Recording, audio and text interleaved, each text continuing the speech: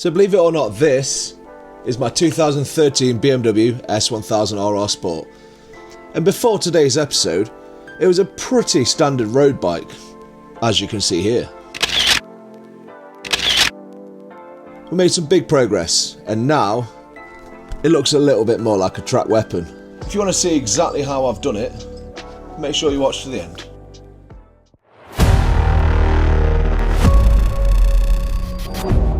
Welcome back to Street to Circuit. Today I'm going to be putting more parts on my bike to get it ready for the track. So if you caught the last episode, you'll have seen me apply a bunch of GB racing protection to my bike, which is obviously going to be very important for track. And I'm obviously going to put some B-rolls in of the things that I applied, just in case you did miss it. Or you can click that link up there and you can go watch it for yourself. But today I've got a lot more parts to put on because I need to get this bike ready, and it needs to be ready for mid-February, so I'm starting to run out of time. But today I'm going to be changing the brake pads at the front, brake pads at the back, and if we look just under there, you'll see my catalytic converter, and we're also going to be cutting that off. So unfortunately I couldn't actually decap my bike in this episode because the link pad that Pro Race sent me just doesn't fit the system that I've got. Apparently they make two different ones, news to me, but it ended up causing me a lot of problems later on in the episode, which you'll see if you carry on watching. I had to cut away quite a lot of the belly pan, but it all fit up, and rest assured it will be decatted in the future. So back to the episode. Underneath here is my air filter, and that's being changed today for the nice new BMC one. And I'm going to give you guys a look of my new fairings, and I'm probably going to try and roughly fit them in this episode. So stay tuned and enjoy. So first order of business, we've got to take the calipers off because we're going to be putting these SBS racing front pads in it, which are obviously going to give me a lot more bite on the track, and they're not going to fade quite as much. So we'll just pop the caliper off. Of course, the ABBA Skylift making this a hell of a lot easier because I'm not working down on the ground. So if you guys want an ABBA Skylift for yourself, make sure you check a link in the description. Come on. And there she goes. So to take the pads out, you'll see that there's a little pin. It's just there. I've partially pulled this one out and it's got a clip just there. And there's another one up at the top there. So I pull these out and then the pads basically drop out and we put the new ones in. So I've taken that little clip out and then obviously, sorry for my poor cam work, I'm trying to do this by myself. But say, you can see that once these clips are out, the pads simply just drop out. The Gen 1 BMW has actually got 4 tiny brake pads that go inside of one caliper. So that's why there's multiple pads. So that's the pin and clip out, as you'll be able to see on my hand. So now the pads just drop out. There we go. So before I put the new pads in, I'm actually going to do a little bit more maintenance. I'm going to give them a quick clean using Aztec Oil's chain and brake cleaner. You guys can use code WMR, which I'm going to put on the screen, to get 10% off all Aztec Oil's products.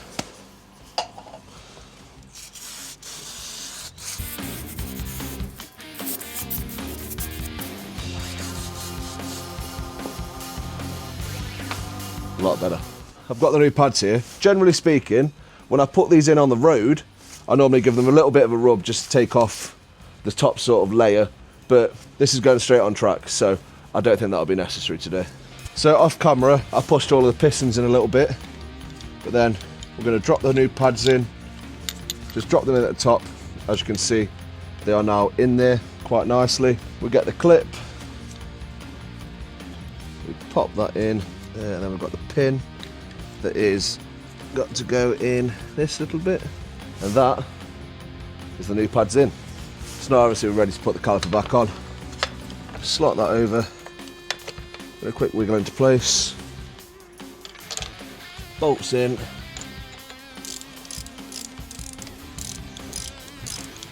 So that is obviously one side done. I'm going to get the other side done, but I'm going to do that off camera. They're exactly the same process.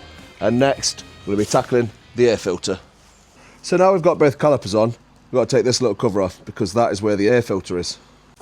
So as I said, the air filter is actually underneath this cover. There's just a few Torx bits and then we can access it. So I've actually realised it's a little bit more complex. It is quite a lot to take off. So obviously I'm going to have to pull off these panels down here, then hopefully pull that off and I can change the air filter. So I've had a little bit of a palaver and the BMC filter's ready to go in. But if we look down here, it was obviously a little bit more of a complex job than we first realised, because the ECU is obviously attached here and it's sort of a panel air filter just at the front. So we've pulled the tank back and yeah, we've pulled the air filter out. So all of these parts are supplied by Alan at the race shop. I'll put a little link into his social media in the description, and if you guys need anything, be it advice, be it guidance, and obviously parts as well, make sure to check out the race shop, because he's been in the paddock for a long time and he does know his stuff. I didn't have a second clue about which bits and bobs to put on this bike. I didn't know about brake pads, I didn't even know about these air filters, and Alan thankfully helped me out. So as I said, huge thanks to him. It will feed in the air filter back. Yeah, that's going in. There we go. We can clip that, and that's the air filter in. So that's the panel back in, and now get it right way around first. This bit simply slots back in front of it. There's a little screw at the top. ECU back in place. Clip those back down, and then pull the tank back round. There we go. So as you can see, this is reattached the tank, and these little trims down here just slide onto this little hook, bolt underneath, just here, and then we can put this top cover back on. So next order of business, I need to get this chain off. Now I can't put the new chain on today because I don't have the tool for it, but a little bit unconventional. This is actually how I'm going to do it. I'm going to get the back wheel off afterwards, change the back sprocket, and then we're going to change the front sprocket as well.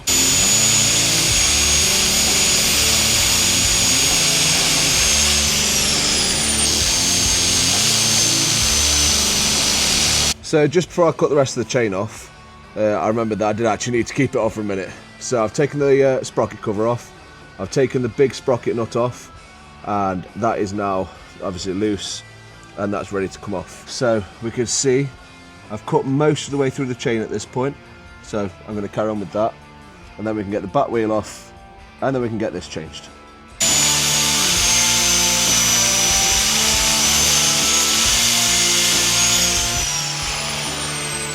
There we go.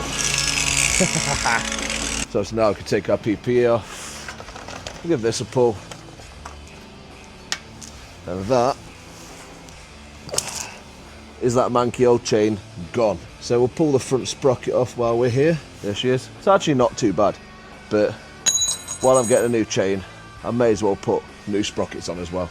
So next protocol, we get this nut off, big breaker bar, just to loosen it off a bit. Give us a tap through.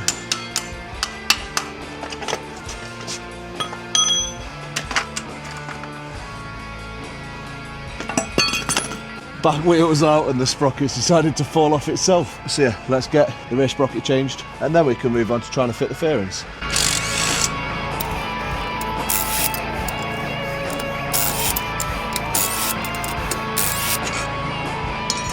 Sprockets away. So new JT sprockets, again supplied by Alan at the race shop. Thank you very much for that. Go straight on the carrier, put the 5 nuts on.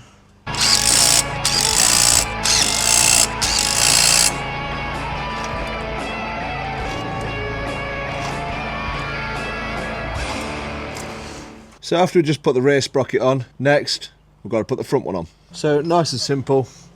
Got the front sprocket here. See, there's a bit of a spacer, and that side we'll put on the spline, just like so. We've then got this washer, and basically what's going to happen there is this is going to be folded down just to pinch the sprocket nut on. So next, big sprocket nut, and then we tighten it all up, and that's the sprockets at least changed. So the nut's in place. I'm going to quick buzz on with the old impact driver. So while my back wheel's off, after taking the sprocket off, I'm probably going to put my new tyres on as well, because I've bought some pretty good fast road tyres. Obviously, it's my first ever track day, so I've not got, you know, full-on slicks or anything like that. They are just road tyres, but they'll be okay. And obviously, in keeping with the theme, I got them at a pretty good price as well. So that's the chain removed, the sprockets are now changed, we've changed the air filter, we've changed the front brake pads.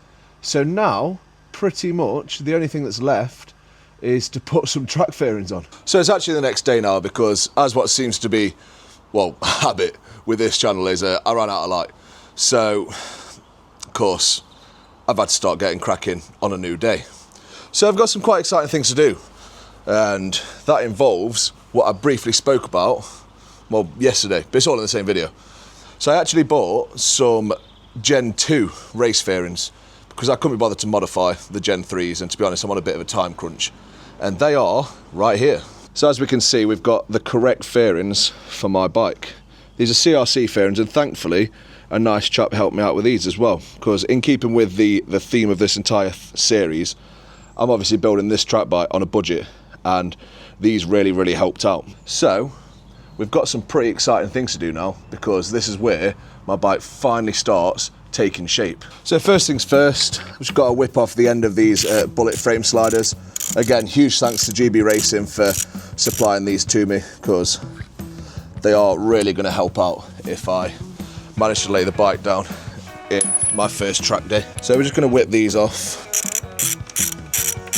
So next thing, horn. I don't need this anymore, so the noisemaker is gone.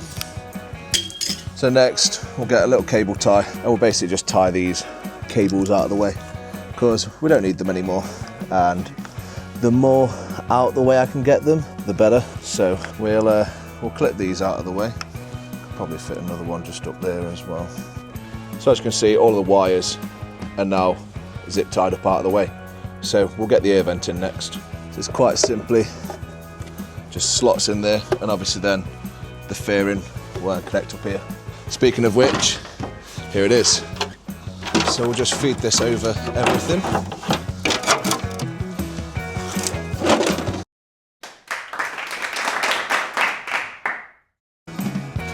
That's the air vent come out. Move this one up. Clip the air vent on.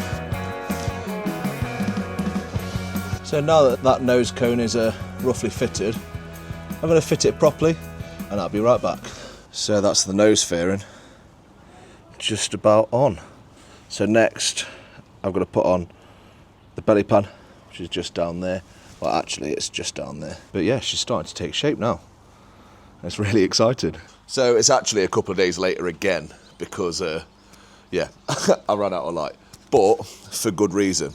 So a little bit's changed since I left off, and essentially I fitted the lower fairing, but as I said with the exhaust, obviously I can't decap my bike, and it's unfortunate, and there's a very nice titanium link pipe sat in the garage currently, not being able to be used, but hey, it is what it is. But essentially I couldn't fit the belly pan directly to my bike because of the cat. So if I show you here, here's all the side fairings. Obviously I've got them all on. I did have to trim down all of this bit a little bit, that little gill, but yeah, I've had to cut a lot of that belly pan away just so that it'd fit. It was a little bit of a nightmare, and everything was covered in dust. I mean, in fact, you can still see the remnants of the dust. I gave it a quick clean off, but I didn't actually clean it properly. But if we look further down here, you'll see, yep, even more. I had to cut a big portion of this off so that it'd fit. But it is what it is, and the fairings are on. So right now, I'm just going to whip off the front wheel. Obviously the back wheel's already off from where I changed the chain and sprockets. But I'm going to get some tyres, so I'll see you in the car. So we're in the car now, and we're heading to get my tyres changed. A very good friend of mine, and as actual supporter of this build as well, Chris Davies of Davies Motorcycles in Ilkeston. He's going to be doing them for me. So if you guys want any work done to your bikes, part worn tyres, anything of the like, make sure if you're in the area you head to Chris. He's a top guy. a lot of work with blood bikes, BMWs, anything you can imagine. He's a good guy. But honestly, without the help of all of my personal supporters and indeed sponsors, be it Alan at the race shop, be it GB Racing, Chris at Davies Motorcycles, none of this build would have been possible without them. And a little bit of help from the guy that's sold me the Fairings, well, two guys that have sold me the Fairings at a good price and helped me out as well. As I said, none of it would be possible without their help, so I'm really, really appreciative. But yeah, it's wet, it's rainy, but we're building on. So we're back working on the S1000RR track bike. So it's been a couple of days, and as you can see, I've had a bit of an upgrade. I've now got an indoor space to work on my bike, so progress will be a lot easier going forward. It's just a shame that I didn't have it beforehand, because this bike would have been done if it wasn't for all of the rain, all of the dark, etc, etc, etc. But right now, I've done a little bit on this. I'm going to show you that in a second. I've put the tall TT screen on it, and I've taken off the rear foot pegs. They were a bit of a nightmare. Thank you to the old man for coming to help me get those off. But yeah, there's only a couple of things left to do now, so let's get cracking. So as you can see, I've fitted the tall TT style screen. That's going to help me quite a lot, because as I've said, I'm quite tall, so it'll be really good to sort of help with the wind. Now we've got to start whipping these off. This is the tail fairing and obviously the seat. I've taken off the rear foot pegs already, so let's get started. So step one, we'll take off the rear seat, because like I said, we don't need that. We'll take out the toolkit while we're at it as well, and pull off the front seat real quick. So now I've taken the front and the pillion seat off, I guess I'll just start systematically taking bolts out, because I'm not entirely sure how to do this. I've never taken a tail off a bike full stop, I don't think so. Suppose that I can't really go far wrong if I just start unbolting things. That's decided it wants to be on the floor.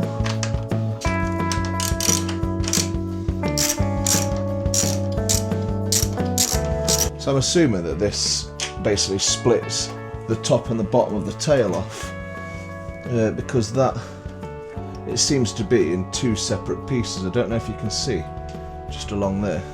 So I'm assuming that by taking all of these out, it kind of allows you to split the tail in half to take it off.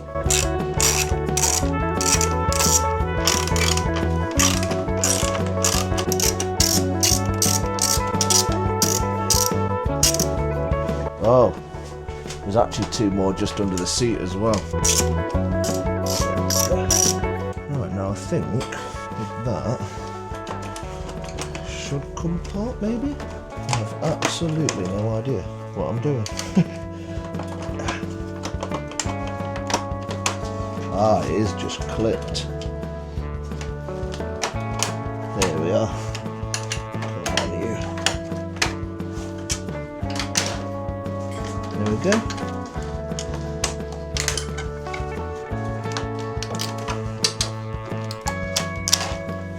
Yes.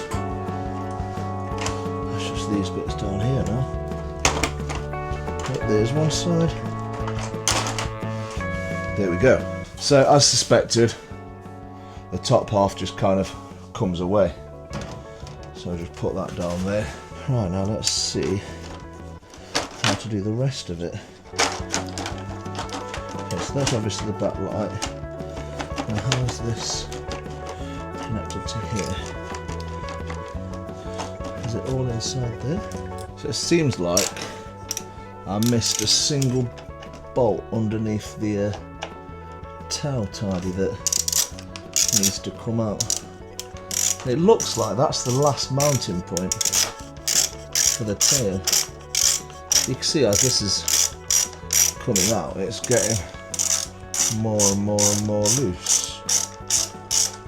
So I believe, yeah, there it is. There we go. So as you can see, I've taken off the standard seat unit, and just over there is my race one.